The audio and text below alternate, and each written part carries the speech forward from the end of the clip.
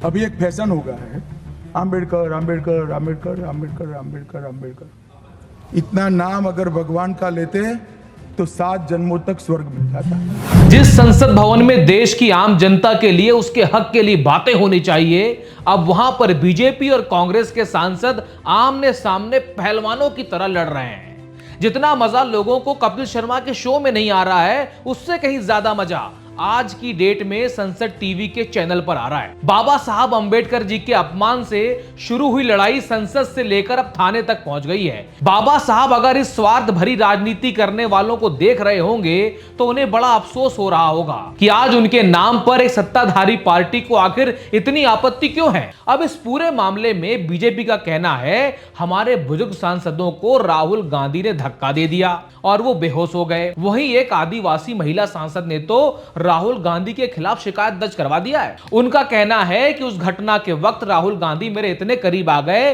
कि मैं अपने आप को अनकंफर्टेबल महसूस करने लगी, मैं डर गई, मैं सहम गई। Staircase of Makardwar, something happened to me which I really feel disheartened. Leader of opposition of the Lok Sabha, Shri Rahul Gandhi ji, came in very close proximity of me, and I really feel uncomfortable. And he started shouting at me, which I felt is very unbecoming of a leader of opposition. ये सब सुनकर आपको ऐसा लगता नहीं कि ये कुछ ज्यादा ही हो रहा है? मैं यहां पर किसी पार्टी का पक्ष रखने के लिए नहीं आया हूं, मैं सिर्फ आपसे इस मुद्दे पर बात करने के लिए आया हूं, क्योंकि सच का साथ देना बहुत जरूरी है। और फिलहाल में एक बात समझने वाली है कि बीजेपी फिलहाल सत्ता में है और बाबा साहब का अपमान बीजेपी के ही माननीय मंत्री महोदय अमित शाह जी ने किया है। इस बात को आपको मानना पड़ेगा, क्योंकि उस वीडियो को आपने भी देखा है और उसी बात को लेकर विपक्ष के सांसद विरोध प्रदर्शन कर रहे थे। अब यहां पर बीजेपी के सांसदों को इनके सामने आने की आखिर क्या जरूरत थी, और आए भी तो शांति के साथ में आते। अब इसका मतलब यह हुआ कि बीजेपी विपक्ष को बाहुबल दिखाकर कमजोर करना चाहती है। आज बीजेपी के नेता और सांसद अनुराग ठाकुर जी ने राहुल गांधी के खिलाफ दिल्ली पुलिस में शिकायत दर्ज करवा दिया। उसमें उन्होंने कहा कि राहुल गांधी जी ने शारीरिक हमला किया और उकसाने का काम किया। वहीं अगर हम कांग्रेस के राष्ट्रीय अध्यक्ष मल्लिका अर्जुन खड़गे की बात माने तो बीजेपी के सांसदों ने खुद उनके सांसदों को धक्का दिया है, जिसकी वजह से वो गिरे हैं, ऐसा मल्लिका अर्जुन खड़गे जी का कहना है। और वहां पर मल्लिका अर्जुन खड़गे जी को भी चोट आई है। आइए आपको सुनाता हूं कि उन्होंने प्रेस वार्ता में आखिर क्या कुछ कहा है राहुल गांधी के साथ में। कि भाई अंबेडकर अंबेडकर अंबेडकर अंबेडकर बोल के कितने बार बोलते हो? अगर इतना ही आप भगवान का नाम लेते तो आप 7 जन्म तक स्वर्ग में रहते। ये मानसिकता अगर किसी पॉलिटिकल पार्टी की है, किसी लीडर की है, ये सोच, ये निंदनीय है। आई कंडेम इट। ऐसी चीज अगर देश को आप सिखाएंगे, ये भी आधुनिक युग में। लेकिन साथियों, अब दूसरे पक्ष को सुनना भी बहुत जरूरी है। बीजेपी से सांसद और देश के कृषि मंत्री शिवराज सिंह चौहान का कहना है कि जब हम संसद में पहुंचे तो कांग्रेस के सांसदों ने सारी मर्यादा को तोड़ दिया और यह भी कहा कि लोकतंत्र की धज्जियां उड़ा दी। जब हम लोकसभा में पहुंचे तो कांग्रेस के सांसदों ने सारी मर्यादा तोड़ दी, अध्यक्ष की आसंदी के ऊपर चढ़ गए। मैंने तो आज तक नहीं देखा कि अध्यक्ष की आसंदी के ऊपर चढ़ जाए सांसद। आसंदी की मर्यादा को पैरों तले रौंदा गया है। आज लोकतंत्र की धज्जियां उड़ाई गई है, संविधान को कुचला गया है, डेमोक्रेसी को कलंकित करने का पाप कांग्रेस ने किया है, इंडी गठबंधन के लोगों ने किया है। जितने भी लोग इस वीडियो को देख रहे हैं उनसे मैं बस एक ही सवाल पूछना चाहता हूं। आपने जब अपने क्षेत्र में सांसद को चुना था तो आपको यही लगा होगा कि हमारे क्षेत्र का विकास होगा, अच्छी शिक्षा की व्यवस्था मिलेगी, स्वास्थ्य की व्यवस्था मिलेगी, कुछ नए हॉस्पिटल्स बनेंगे, कुछ नए स्कूल्स बनेंगे और सड़कें भी हमारे क्षेत्र की अच्छी होंगी। लेकिन यहां तो कुछ और ही हो रहा है। मोदी जी के विकसित भारत संकल्प को जो है उनके ही मंत्री तार तार करते नजर आ रहे हैं।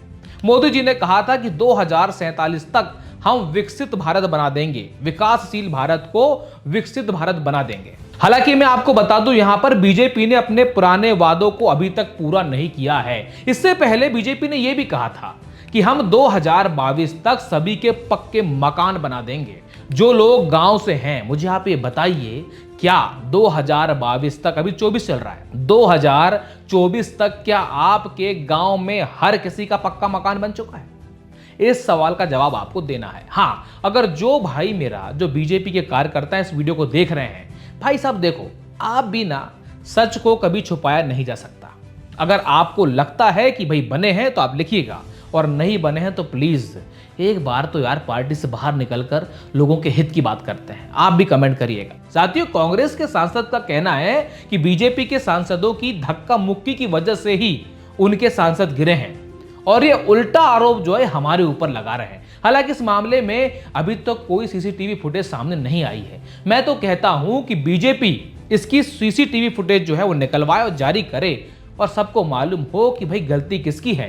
दूध का दूध और पानी का पानी अपने आप हो जाएगा। वहीं दूसरी ओर आज एक और नई तस्वीर कर्नाटक से सामने आई है, जहां कर्नाटक विधानसभा में अंबेडकर ही अंबेडकर दिखाई दे रहे हैं, और यह वीडियो बहुत वायरल भी हो रहा है। साथियों, बीजेपी ने हमारे आराध्य प्रभु श्री राम का नाम लेकर 3 बार सरकार बना ली है, और हिंदुत्व के रास्ते पर चलकर देश के बड़े बड़े हिस्सों में अपने वोट बैंक को मजबूत कर लिया है। बीजेपी कहती है गाय हमारी माता है, लेकिन आज तक गाय को राष्ट्रीय पशु घोषित नहीं किया गया है, और ना ही गाय को राष्ट्र गौ माता घोषित किया है। अगर आपको इतना ही प्रेम है जैसे हमें है, तो प्लीज कर दीजिए। मैं तो कहता हूं सभी लोग खुश हो जाएंगे। मेरे ख्याल से जितने भी सनातन समाज से जुड़े हुए लोग इस वीडियो को देख रहे हैं, वो मेरी बात का समर्थन भी करेंगे। अब हम बात करते हैं संसद भवन की। संसद भवन में जिन मुद्दों पर आज काम करना चाहिए था, उनकी कोई सुनवाई नहीं है। लेकिन आज देश में लोकतंत्र के मंदिर से बीजेपी के चाणक्य कहे जाने वाले अमित शाह जी ने एक ऐसे मुद्दे पर बोला है, और जिस अंदाज में बोला है, जिसका आज पूरा देश निंदा कर रहा है। लेकिन इन सबके बीच नुकसान देश का ही होगा, जनता का ही होगा। अगर इसी तरह से ये शीतकालीन सत्र बीत गया तो मुद्दों पर बहस होना बाकी रह जाएगा, और मुद्दे फिर लंबित हो जाएंगे, विकास की गति अवरुद्ध हो जाएगी। अब देश की जनता यानी कि आप इस मुद्दे पर क्या सोचते हैं, अपने विचार मुझे कमेंट के माध्यम से बताइए, ताकि मुझे भी मालूम चले कि जिस जनता को हम जागरूक करने के लिए एक नई मुहिम चला रहे हैं, आखिर वो इस बारे में क्या सोचती है। साथियों, मैं ज्यादा बड़ी बात नहीं करूंगा। देश के हर मुद्दे पर अपने ओपिनियंस देना, मैं समझता हूं हर एक नागरिक का अधिकार है। जितने भी लोग इस वीडियो को देख रहे हैं, अगर मेरे वीडियोस आपको अच्छे लगते हैं, अंदाज आपको अच्छा लगता है, तो प्लीज़ इस वीडियो को लाइक कर दीजिए, कमेंट कर दीजिए, सब्सक्राइब कर दीजिए। अगर आप मुझे फेसबुक पर देख रहे हैं, प्लीज़ फॉलो कर दीजिएगा। मैं मिलता हूं बहुत जल्द नई वीडियो के साथ में। और हाँ, इसी वीडियो पर, इसी टॉपिक पर मैं दोबारा एक वीडियो लेके और आऊँगा कि आखिर आगे क्या होने वाला है। नमस्कार आप सभी को।